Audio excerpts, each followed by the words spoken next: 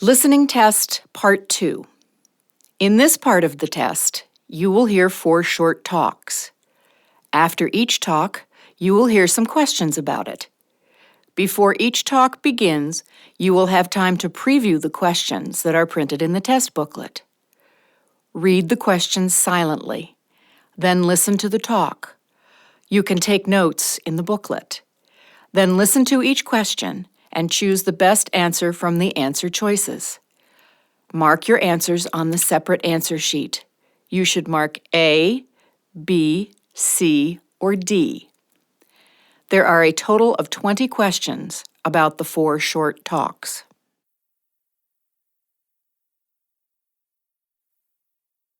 Questions 31 to 35.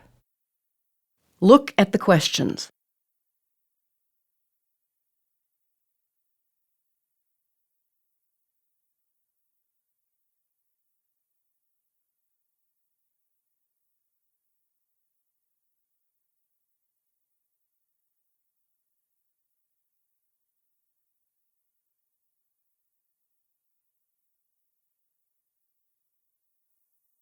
Listen to a teacher in a history class.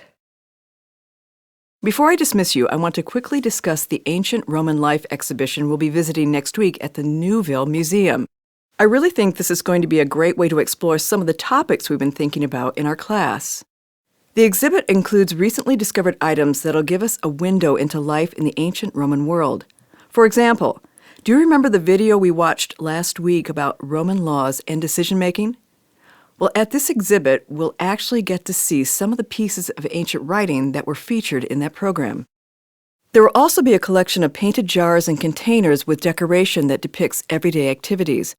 Often when people think about Rome, they think about roads and buildings, and those were huge contributions of the Romans. But these scenes give us new clues about the daily lives of ordinary Roman citizens. So, in order for you to get the most out of the trip, I'd like you to work on an assignment before we go. I'm going to hand out this sheet of paper, and on it is a list of websites for you to read through and take notes on before the trip. That way you'll have extra background information for the exhibits you'll see at the museum. Please print out 2 copies of the notes you take, one for me and one for you to bring on our trip.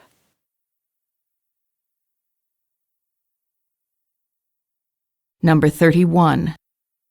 What has the class recently studied?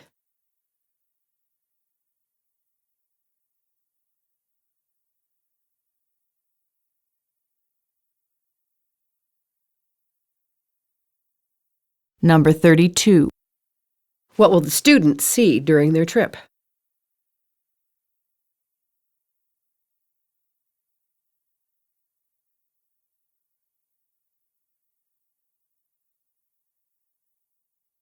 Number 33. What is each student supposed to do before the trip?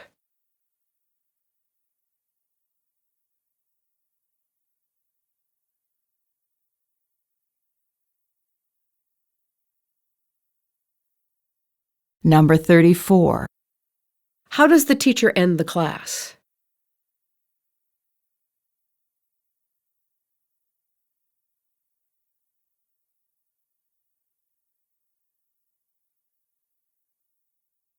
Number 35. Why are the students taking a trip?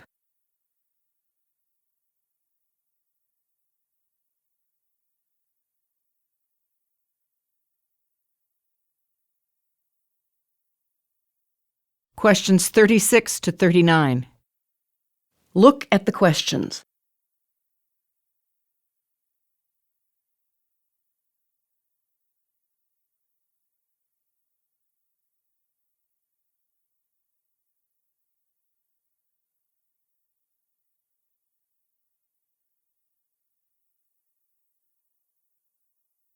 Listen to a manager speaking to employees. Okay, it looks like everyone's here, except for Amy Smith, who was also set to start today, but she just called and told me she's feeling a little under the weather, so it's just the 4 of you. Okay then, first of all, welcome to Marina Seafood House. We're really glad to have more servers for our busy summer season, and we hope you'll enjoy working here. I usually start off by talking about the history of the restaurant, but in this case, I'll skip it since all of you are originally from this area. I'm guessing you're probably at least somewhat familiar with marinas. I mean, we have been here since 1950. This morning, we'll go over the basics of serving. We'll review our menu, talk about how to take orders, and discuss how to keep customers happy. We pride ourselves on our excellent service. You probably already know that most of our customers are tourists who are getting away from the city to relax by the ocean. We want to create an atmosphere where they can do that, where they don't feel rushed. Our most popular items are, of course, seafood, which comes fresh from local fishermen. But we also offer a variety of pasta dishes and burgers, and our amazing dessert chef makes all our desserts right here in our kitchen. Hang with me through the training today. When we're finished, she'll have a few for us to sample.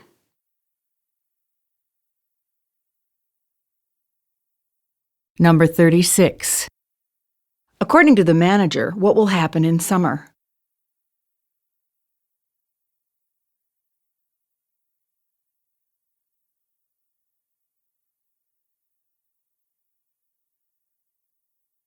Number 37.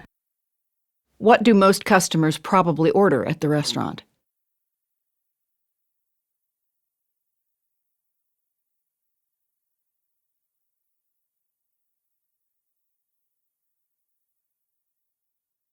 Number 38. What will the employees probably do after training today?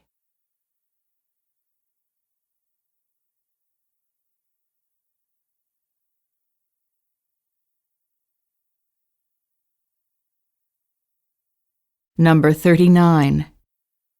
What is the main purpose of the talk?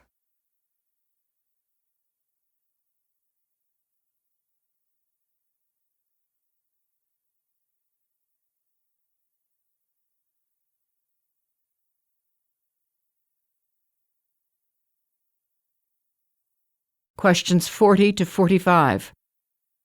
Look at the questions.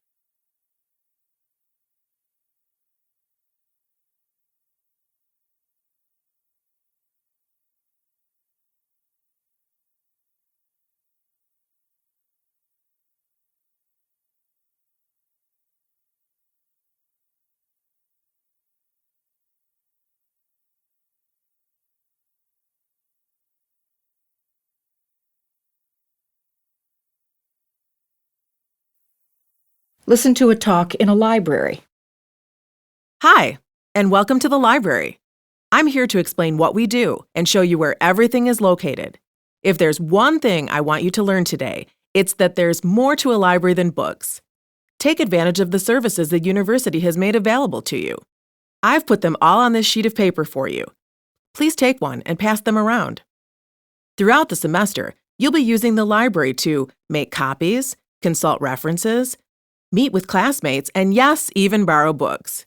Your university ID card will allow you to do all of this, so make sure you bring it every time you come. Remember, you can't get in these doors without that card, or access the computers for that matter. Now, 4 key things. 1. Resources are organized by the first letter of the author's last name. We're part of a wide network of libraries, so if you can't find something, we can always order it for you. 2. Certain reference materials must be used in the library. For those of you pursuing degrees in research programs, plan on spending a decent amount of time in here. 3. We have a special room in the back where you can study without being disturbed.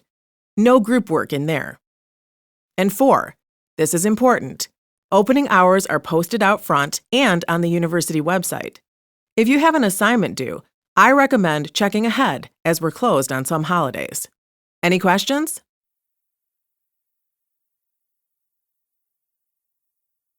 Number 40. Why does the speaker distribute papers to the students?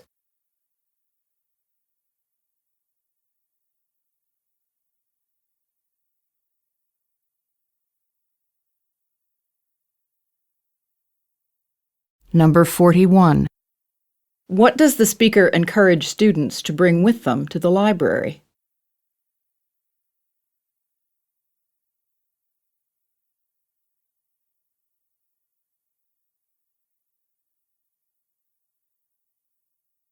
Number 42. What is special about the room in the back of the library?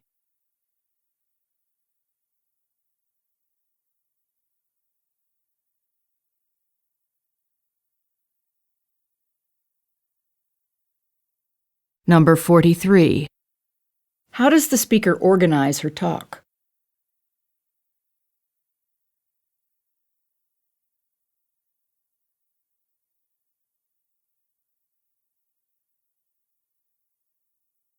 Number 44. Why are the students in the library?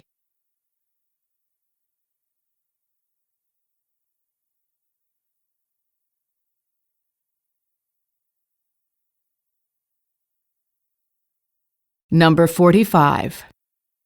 What does the speaker mean when she says, Plan on spending a decent amount of time in here.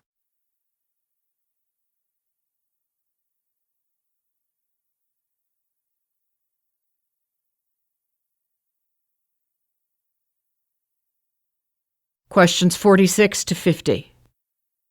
Look at the questions.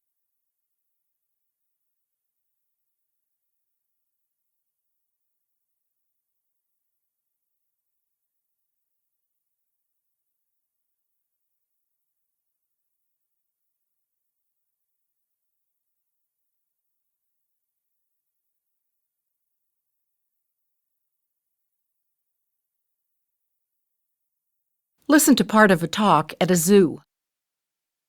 Welcome, everyone, to Centerville Zoo. Now, you all look pretty excited to visit us here at the zoo today, but did you know that zoos weren't always considered a place for visitors? Interestingly, they were not originally meant for public education and amusement. They were first known as menageries or zoological gardens and were used solely for the scientific study of animals. In 1828, the world's first scientific zoo opened in London, England. At that time, visitors needed a special invitation to get in. Can you believe it? 19 years later, that zoo was open to the public, no invitation required. The Centerville Zoo opened in the 1920s. We started out with about 300 different kinds of animals, but today we have over 500. Now, while I know that most of you are probably here to see those hundreds of animals, our purpose isn't just to educate and entertain. Like the scientific zoos of years past, we do engage in some research, but our main mission is conservation, or the protection of animals, as it is in most other zoos today as well. Many of the species you can see here at the Centerville Zoo are threatened or endangered. We cooperate with other zoos around the world, sharing information and participating in breeding programs, all with an eye to increasing populations. We hope you enjoy your visit today, and remember, no invitation is necessary. Come back anytime.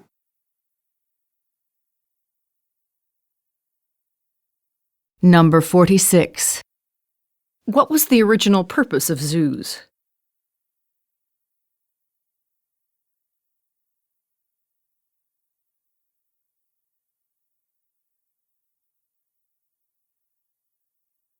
Number 47. Why does the speaker mention invitations?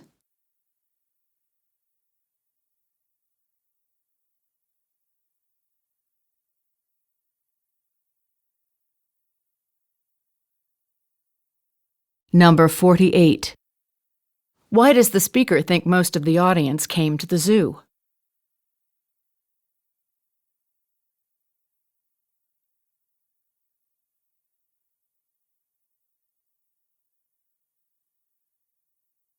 Number 49. What is the purpose of the talk?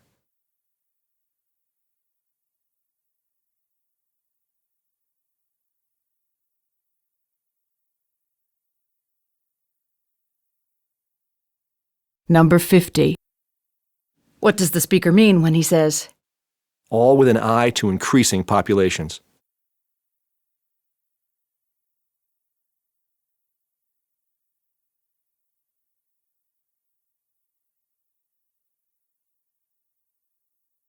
End of the listening test?